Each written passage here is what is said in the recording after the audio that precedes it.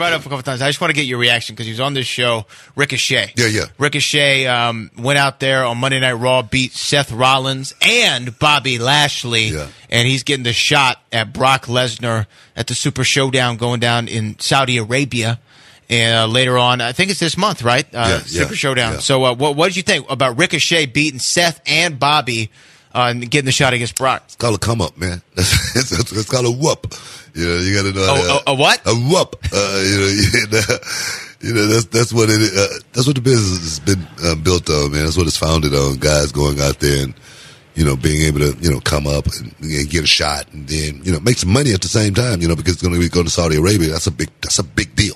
It's a big deal, no matter how you look at it. It's a nice payoff for a young guy like Ricochet. It's going to set him up to be able to do some good things. So for Ricochet to get that shot, look here, he's going to pay for it.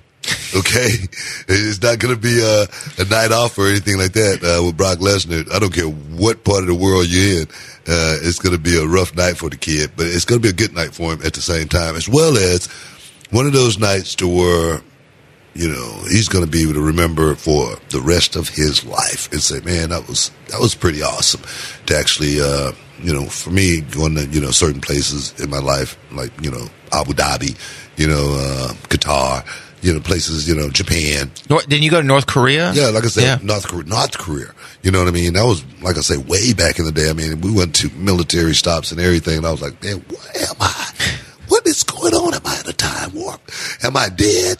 And I don't know it, but that's the way it was. Me and JBL was together back then. We actually tag teamed in Korea against this champion over there. His name was E1 Pong. And he had a partner. I can't remember his partner name, but didn't nobody give a crap about him anyway. But E1 Pong, everybody loved E1 Pong, and me and JBL. Were y'all the heels? Yeah, we were of course we were the heels. I mean, two Americans. I don't think I want to be a heel in North Korea. Oh, man, it was crazy, though, man. It was crazy. We was in this arena, man. And I swear to God, I raised my right hand. The arena was a round building. And it was 10,000 people in this arena, and it was sold out, standing room only. Literally, standing room only. JBL and I were two young kids over here wrestling their champion, who was, literally the equivalent of a Hulk Hogan over there. Seriously. Right. And he had a signature of power bombing, for the finish. That was his finish. And me and JBL, we was like, man, we ain't taking it. We gonna go out here and beat up on these guys. And we beat up on those guys so bad. And but at the end, E1 power bomb both of us. 1, 2, 3. We got the hell out of there. It was a good night. Probably a good idea too. It was a great idea. Do you think Ricochet is going to have success though in Saudi Arabia, or is Brock too much? I mean, he's going to have success, but is he going to win? That's another story. Winning is making it to. Honestly, winning is making it to Saudi Arabia for a young man like Ricochet. Winning is a WWE title match. Yeah, winning is getting matched, with Brock Lesnar on that level, because that's what we look back and say, man, that was a moment. We were just talking just last night on WWE Backstage about wrestling the Undertaker. In Judgment Day 2004, even though Undertaker was a friend of mine, even though I knew him on a personal level, but now I'm getting a chance to do a program with the Undertaker, and I'm like, wow, this is big. This is something big for my career. I don't remember too many angles or too many, matches, that just stick out in my mind. But man, that Judgment Day program, going into that program, me trying to, bury the Undertaker literally out at a grave site, and his hand come up out of the grave. It was just so awesome. Me going to the witch doctor. I remember that. You were carrying like a black bag. Yeah, I had the black bag, and I had all the bones in it, and I got to stop him somehow, and I was praying with it. It was an angle. It was like, man, this is Shakespeare. This is Romeo and Juliet. DiCaprio. Exactly. And so for a guy like Ricochet to actually have that moment, like I say, he wins, man. Ricochet wins having this moment with someone like Brock Lesnar in a place like Saudi, because, man, at the end of the day, bro, everybody wins. But Ricochet, after he won, there was a lot of negative feedback from people on Twitter about Ricochet getting that spot. And Ricochet went out on Twitter, and Ricochet went out and said, actually, can't you all just enjoy things? So you could see that it got under his skin a little bit, the negative reaction. What would your advice be to Ricochet? Do you just tune it out? Do you delete the Twitter app? Just stay off it? Stay off Twitter, man. Don't those guys, you know, we were having a conversation, you know, about, you know, sometimes about the fans, you know, one this and one that, and why don't we give them this and why don't we give them that? And when I say sometimes, I think we know about it just a little bit more than they do, you know. And one thing about that, there again, one thing about Ricochet, hopefully he can tune out all the, you know, doubters and naysayers and negative, you know, people being out there, because at the end of the day, this guy worked on the independent scene for years. He gave those fans everything.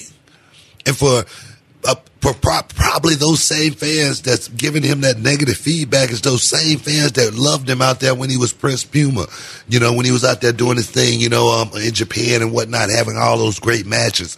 And now this young man is in a position where all of that hard work put him in a position of where he can finally make some real money. Because I'm going to tell you right now, ain't no real money out there on the independent scene to where you can, you know, have a lavish palatial estate. And a breakfast nook. And a breakfast nook. Do you understand what that means? That means, you know, I was having a conversation with, you know, one of my pupils just yesterday as well. And we were talking about the conversation we were having as far as the revival going, you know, taking the money and whatnot. And the person was saying, you know, well, when you was young like me, you know, maybe you wouldn't have thought that way.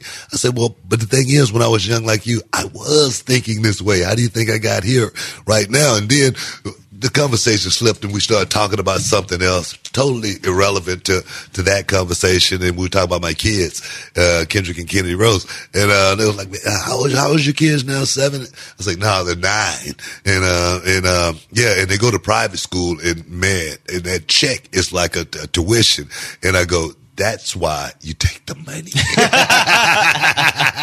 I say, you will realize that when you get to my spot, you know, what it's really about. It could do nothing but shake their head, you know. So, no, man, I truly believe that, man. And tune out the haters and just make the money. Tune out the haters, man. I mean, because Ricochet, he's great at what he does. He's going to go out there and perform at a very high level. We know that. And the thing is, why shouldn't he get the shot? Who gets the shot? You know, that's right. That's the thing right there. Saudi show is not like a show over here. Yeah, it's like a alternate reality a little bit too. Well, that's right? why you think you know, Goldberg came back and announced, you know, he want a piece of the action. Right. Yeah, there's some money over there to be made, as well as it's a novelty. The fans over there, I mean, they see something totally different. They see entertainment. They haven't seen anything like this up close and personal until the WWE went over there. So this is something totally brand new. The people in Saudi Arabia still thought Hulk Hogan was the champion when they first went. Right. I'm not playing. No, because I mean they were watching the old wrestling. Yeah. So they was still. Wait a minute. Where's Hulk Hogan? You know what I mean? We want him and Savage. God rest the Macho Man's soul. But he was here, he would have been in Saudi. Yeah. At the Crown Jewel, Jack. Crown Jewel, brother. Cream of the crop. Cream of the crop. Always expect the unexpected. I got a plan. My plan is no plan. Ooh, yeah. Dig it. Love Macho. See, I'm telling you, he would have been working if he was still here, man, because, like I said, it's different over there. So, like I said, for Ricochet to go get that payday, man, like I said, they called me. Y'all can call me right now, because I'm ready. I'll take a trip to Saudi. You know, put me in the ring with CM Punk. Me and CM Punk. Saudi Arabia. Book it. You know, that's a whole lot of big bag. That's a big bag for Punk. Punk, let's get together on Twitter. Let's make this match. I'm calling out CM Punk right now for Saudi Arabia. All right? Yeah. I'm just playing.